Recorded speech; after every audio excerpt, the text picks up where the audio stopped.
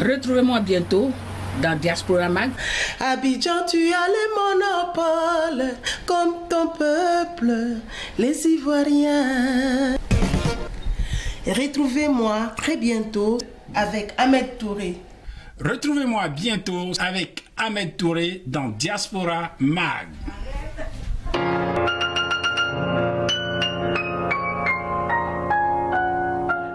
Bonsoir à tous, je suis ravi de vous retrouver à travers la lucarne magique qu'est la RTI 2 et vous avez fait le bon choix. Quand il neige à Paris, Abidjan est à manteau, c'est pas toi.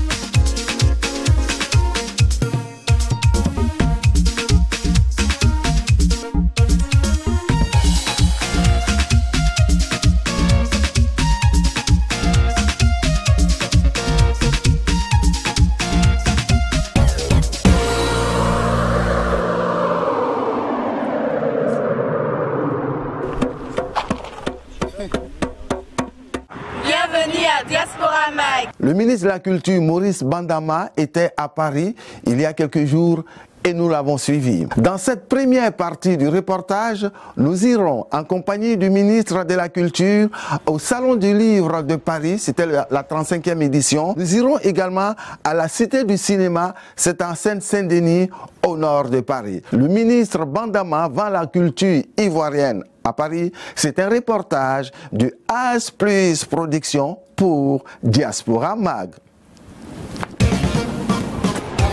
À 2 pas des Champs-Élysées, c'est au Club de l'Étoile, dans l'une de ces salles de cinéma, qui est une référence en matière de reproduction sonore qu'a lieu en projection privée, esclave et courtisane du réalisateur guadeloupéen Christian Lara. Le locataire de la culture, Maurice Bandama, venu d'Abidjan pour cette grande première, a apporté son soutien aux acteurs. Esclave et courtisane, qui sera bientôt sur les écrans, est un long métrage franco-ivoirien dont la Côte d'Ivoire est coproductrice. C'est l'histoire de plusieurs personnages qui se retrouvent dans une pension de famille perdue au milieu de nulle part. Sidiki Bakaba joue le rôle de Nuria. Voici la bande-annonce. Récit d'une esclave courtisane. On parle beaucoup des hommes et pas tellement des femmes.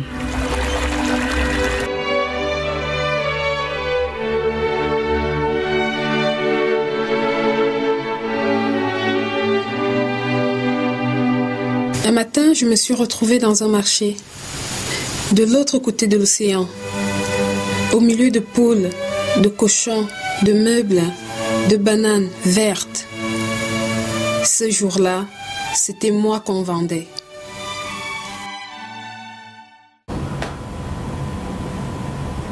Vous assumez ce que vous faites, mais vous n'aimez pas le faire. Non, non, je ne vous critique pas. Le choix est rarement entre le bien et le mal.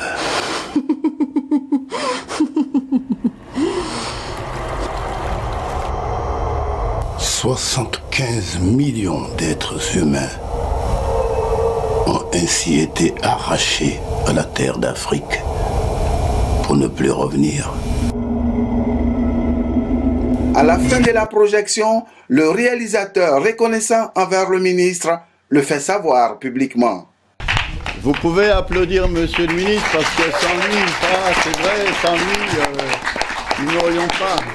Je vous dis merci d'avoir accepté que ce film soit coproduit avec l'Office national du cinéma de Côte d'Ivoire.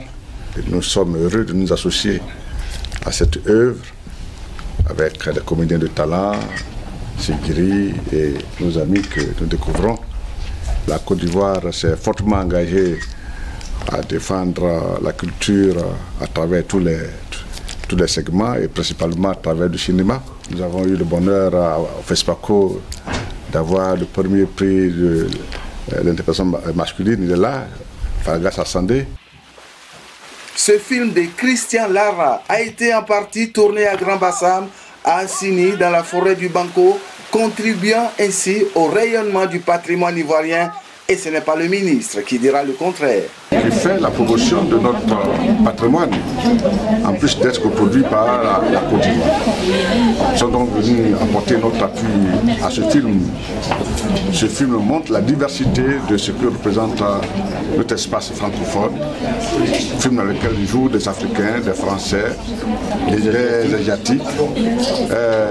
Donc un film tout à fait moderne et qui traduit notre volonté de vivre ensemble et de dépasser la douleur pour créer un espace et un monde d'amour. Bonne carrière à ce film et bravo au cinéma tout court. Pas une minute à perdre, le ministre vient d'arriver au Salon du Livre qui se tient à Paris, à la porte de Versailles.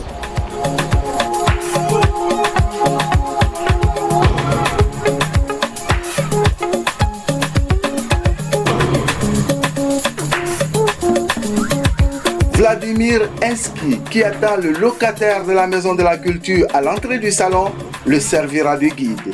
Commence alors la visite de la 35e édition du salon, qui sera ponctuée par des interviews avec les médias sur les stands et des rendez-vous avec des patrons d'édition. Le salon, ce sont près de 120 maisons d'éditeurs, 35 000 auteurs qui sont présents et 180 000 visiteurs. Bandama est reçu par Philippe Ozou, président des éditions Ozou. Cette maison produit des livres en langue africaine. Comme exemple, ces livres Enfants du Gabon et Wolof du Sénégal. Le président aimerait faire des livres en langue ivoirienne. En Côte d'Ivoire. Et j'aimerais le faire avec vous en Côte d'Ivoire. Et ce qui serait intéressant, c'est de le faire avec un mot, ici, une préface du président, et d'avoir une communication au niveau de l'éducation nationale pour votre pays. Je trouve que ce serait intelligent. Ce serait intéressant. Maurice Bandama est en compagnie de Nicole Austin des éditions Jaguar qui vient d'éditer un livre sur la Côte d'Ivoire, fièrement exhibé par l'éditrice et son invité de marque. Nous avons énormément travaillé avec la Côte d'Ivoire.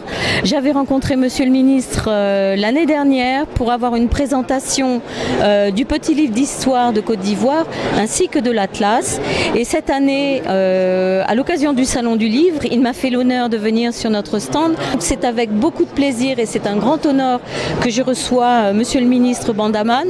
Ce beau livre que nous venons de réaliser sur la Côte d'Ivoire, il est aussi à l'attention du peuple ivoirien pour une raison très simple. Nous avons à la fois présenté le pays sous ses formes géographiques, les plus beaux paysages, mais également sur les arts, la culture et les traditions, puisque nous avons présenté des photos assez rares sur des masques, sur ces danses, sur ces traditions, avec toute cette connotation traditionnelle que les Ivoiriens connaissent bien sûr, mais qu'ils ont un petit peu oubliée. Et donc ça nous permet, nous, maison d'édition, de faire que ce peuple ivoirien se remémore ses traditions. Et ça, c'est très important.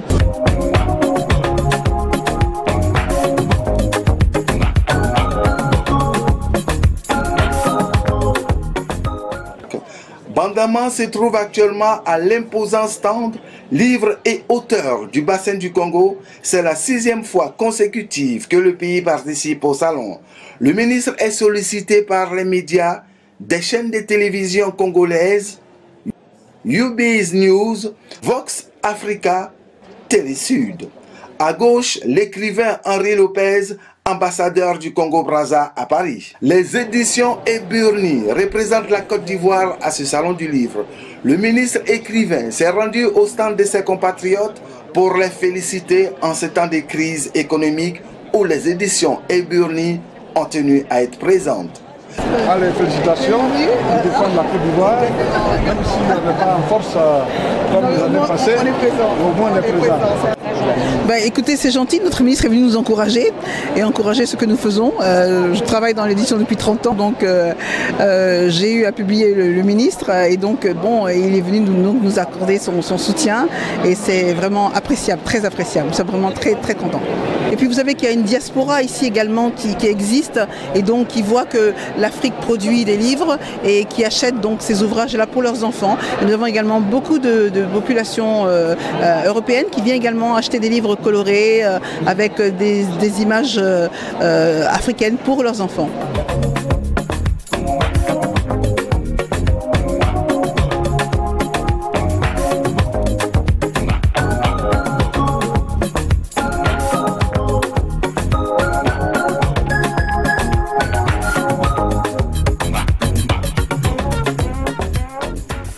Moussa Montagne est le président du Salon du Livre et du Syndicat national de l'édition, une éminente personnalité qui avait reçu 2 jours avant le ministre, le président Hollande au Salon du Livre. Monsieur le Président, toutes mes félicitations. Le Salon du Livre de Paris, c'est le plus grand de l'espace francophone. Oui. Monsieur le Président, est-ce qu'on peut avoir la primeur de votre entretien avec le ministre Bandamba?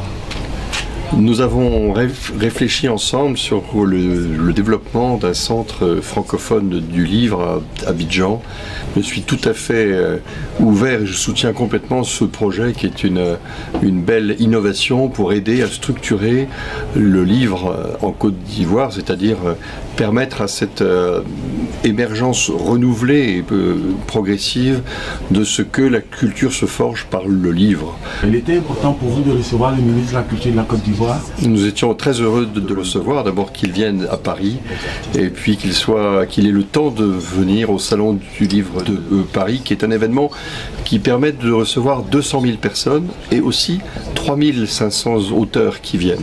C'est une autre personnalité du monde du savoir, de l'édition et du livre, et donc une autre personnalité du monde francophone, et c'est un privilège d'être reçu par lui. Je suis venu pour parler de coopération au niveau du livre. Les initiatives se font à l'échelle nationale par chaque pays pour développer son livre, pour développer son édition. Mais toujours est-il que le livre ne circule pas comme il se doit. Les livres publiés à Paris ne circulent pas aussi bien à Dakar, à Abidjan, qu'à Conakry ou au Congo. Et nous devons pouvoir créer une instance tout à fait fédérative qui fédère les énergies, fédère les intelligences pour que le livre puisse circuler. Nous sommes venus exposer l'idée à Monsieur le Président, qui l'a bien accepté, et nous sommes heureux de son appui, et nous partons de ce salon enrichi de l'avoir rencontré. C'est pour moi une joie et un succès profond d'avoir rencontré le président du Salon du Livre de Paris, qui est à la fois président du Syndicat national des éditeurs de France. Le cap est mis sur la Cité du cinéma, située en Seine-Saint-Denis, au nord de Paris. Le pont que vous voyez ici, il a été fait seulement pour un shooting Louis Vuitton. Seulement pour un shooting photo.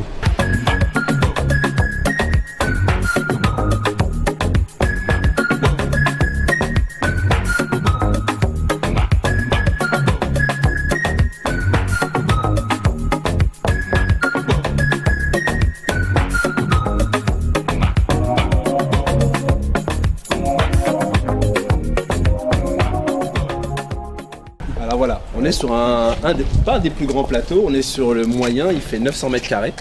C'est le plateau 4 qui a servi à des trucages numériques, c'est pour ça que vous avez un fond bleu généralisé autour.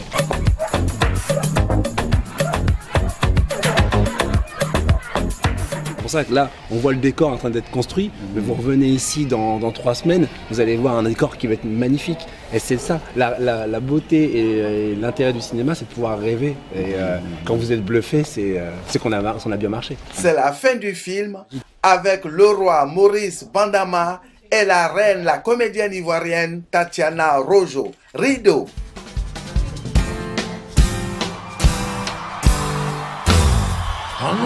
C'est Jacob Desvarieux. Retrouvez-moi très bientôt dans Diaspora Mag sur la RTI 2 avec Ahmed Touré.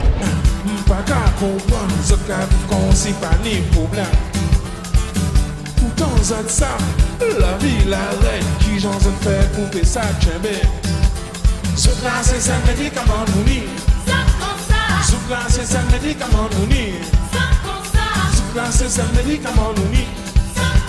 Ce classe, c'est un médicament nouni. Si c'est sa mère, mon nous, Il s'appelle Éric Premier, c'est un Ivoirien. Il vit depuis plus de 3 décennies dans la capitale française.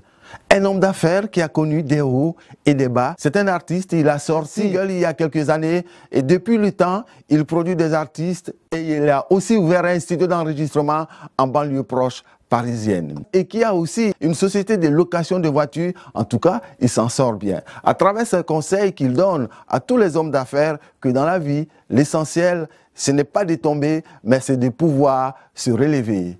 Éric Premier, 30 ans après, il veut être utile à son pays d'origine, la Côte d'Ivoire. C'est le reportage que je vous propose à présent.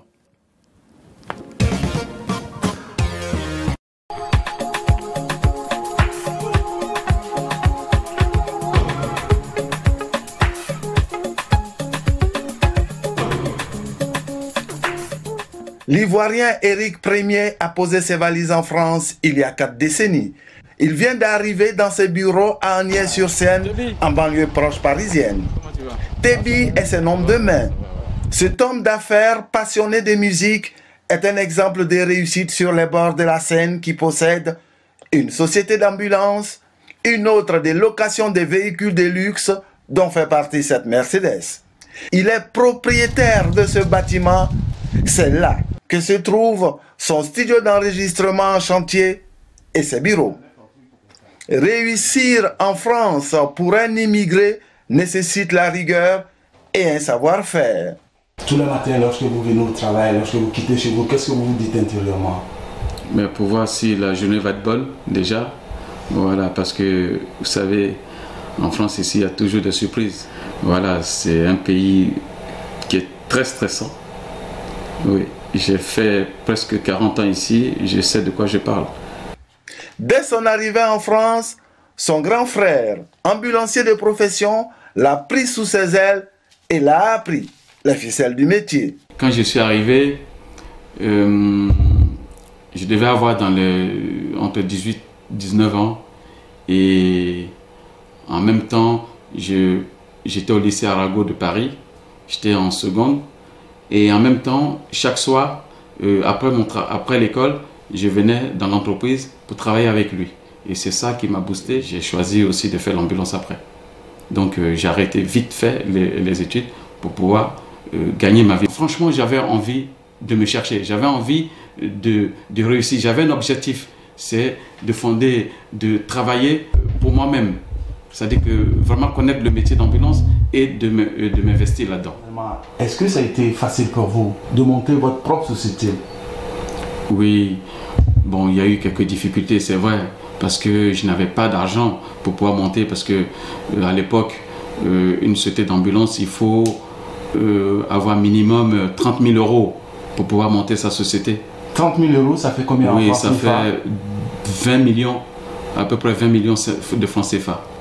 Et j'ai eu la chance de tomber sur un ami, que je remercie d'ailleurs, et qui avait déjà 2 sociétés et qui m'a donné une société, qui m'a vendu une société. Et il m'a donné la possibilité de payer en plusieurs fois. Et c'est ça qui a fait qu'aujourd'hui, je suis encore là. D'accord. Je suis Pauline Ballot, écrivain. Retrouvez-moi très bientôt dans Diaspora Mag sur la RTI 2 avec Ahmed Touré. On se retrouve bientôt sur RTI 2 dans Diaspora Mag avec mon ami, mon frère Ahmed Touré. On se dira tout et donc nous parlerons de beaucoup de choses. On se dira vraiment tout. Manuel Valls, le Premier ministre, a une épouse. Elle s'appelle Anne Gravoin.